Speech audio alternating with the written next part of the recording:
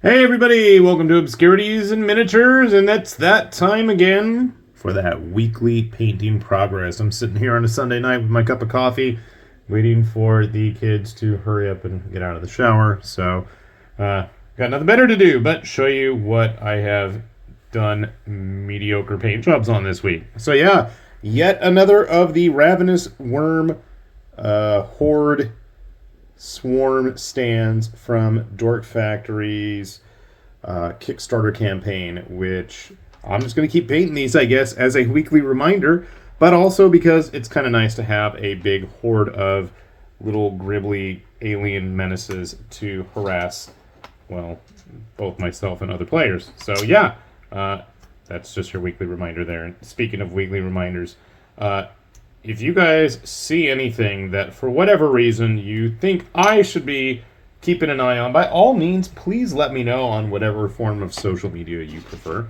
Because I was really annoyed the other day that I cannot believe I did not see the, what is it?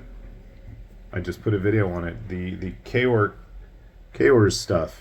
The Crimson Steel Mech Shop or whatever. Calamities.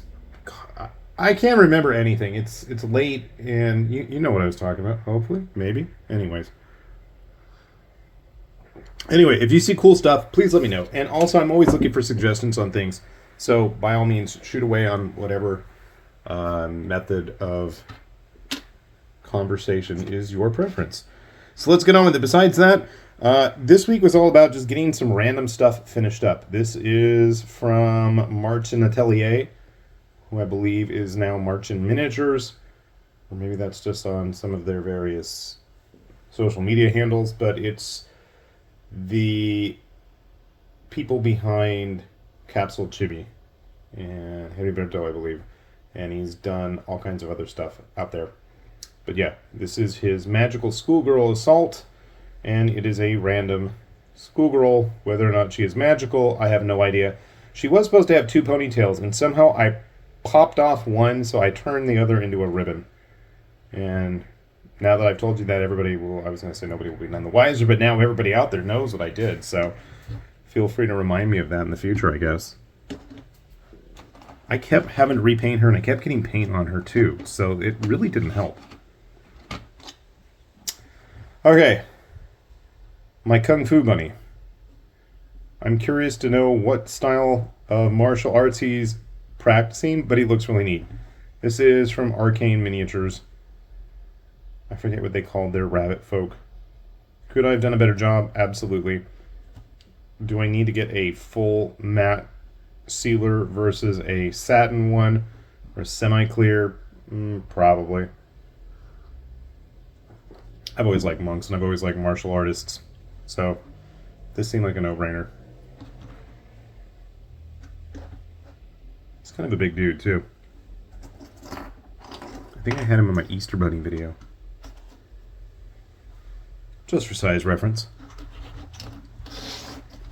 Hey, you know, maybe he'll get some company now with the whole old world thing getting shown off.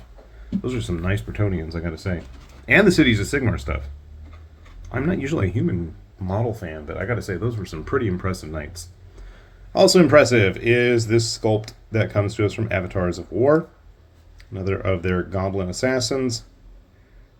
I like how he's just leaping out there. He was pretty much done a week or two ago. I just forgot to finish his base. Repeatedly. Multiple times. For the longest time, I had this Ratman from One Page Rules. They were just kind of dancing around each other there. I thought that was kind of fun. Avatars of War always makes fun stuff, though. And everything was a single piece, actually, come to think of it. And if you want to see better pictures of these in high definition color or whatever, I will have that all posted on social media eventually. I'm very slow, and this time of year, as things are wrapping up, I always say that. I feel like there's always something going on at work, but that is the life of a teacher, so there is always something. Alright, random Sumo Guy, who I didn't do the best job on, and I absolutely am going to go back and fix up. I'm not happy with it. Not at all. But that's okay. We'll fix it up. This is from Saga Minis. They had a Japanese themed Frontiers campaign quite some time back, and I printed a bunch of their stuff and just never finished getting around to it.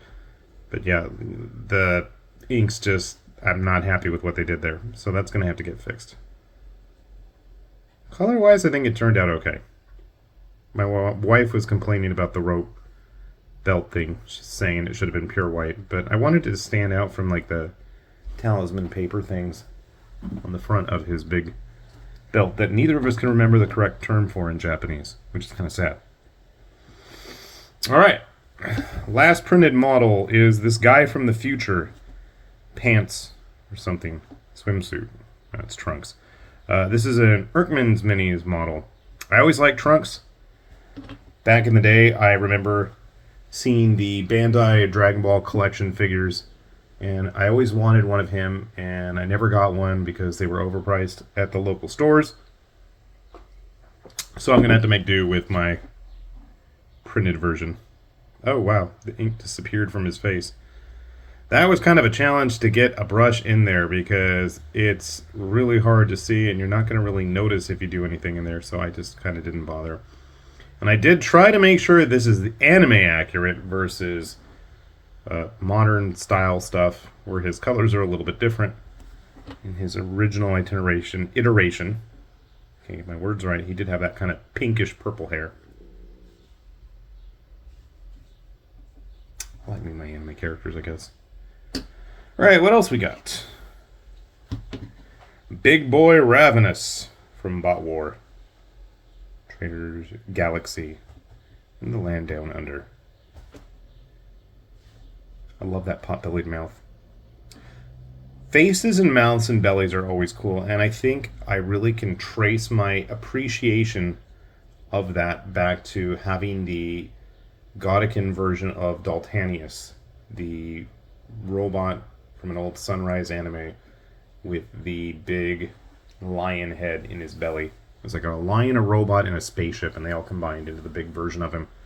And so, yeah. That's what, come to think of it, I don't think Bot Wars has any mechs of any kind with lion heads in their bellies. That would be a cool looking mech. I'm like, I'm just gonna throw that out there in case we have the guys from Trader's Galaxy watching. And by guys, I mean I know it's only one person, but that's beside the point. We definitely need to see some more models with mouths and heads in their bellies. And again, when I think of mouths and heads and bellies, I also think of like Great Mazinga and the bad guys in that show. And finally, wrapping things up, the Kingdom Death model. I haven't had any of these in a while. I really haven't. And it's not that I'm not interested. I don't know. I feel like nobody else really cares, so I stopped posting it. I've got a pile of stuff I'm trying to finish, actually, on my table. I was going to film a video on my last major haul, and I've gotten so slow that I had another 3 or 4 figures just show up the other day, and I haven't even started on them. I don't even know her name. She was like the Winterborn survivor or something. It was like a ice dagger or something like that. Her face is kind of meh, and I know she's really still glossy at the moment, but I'm okay with the colors. I wanted the bandages a little bit different looking than her cloth, and if you go by the actual artwork of the postcard that came with her, she's supposed to have green hair, but we're going with purple. She seemed like a purple-haired girl. So not a bad little haul.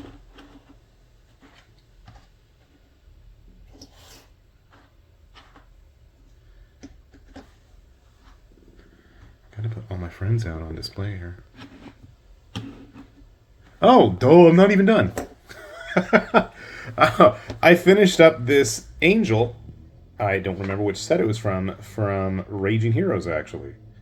I totally forgot about her. This was all one piece. Now, obviously, her base was separate. And I'm smacking everything around. I don't know how many times I've dropped her, but I've kept all of her blades intact, which I thought was pretty impressive.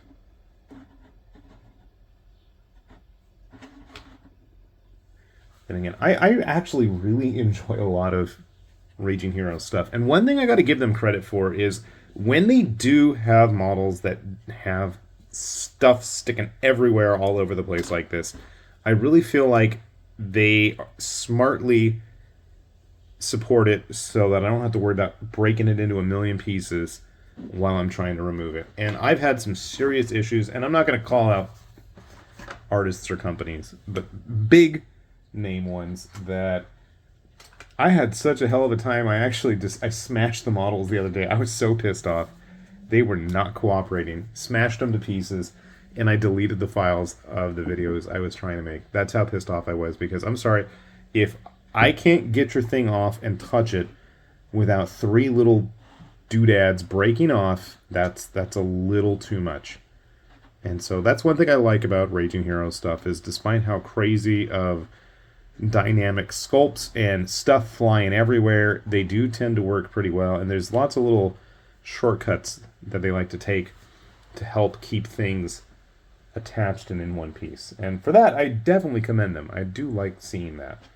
So if you haven't checked out their stuff lately, obviously this is the first of the month when this is going up, so we've got the new stuff. I want to say was like Undead and like Sigmar Citizen type things. The Citizens versus Heroes versus Undead.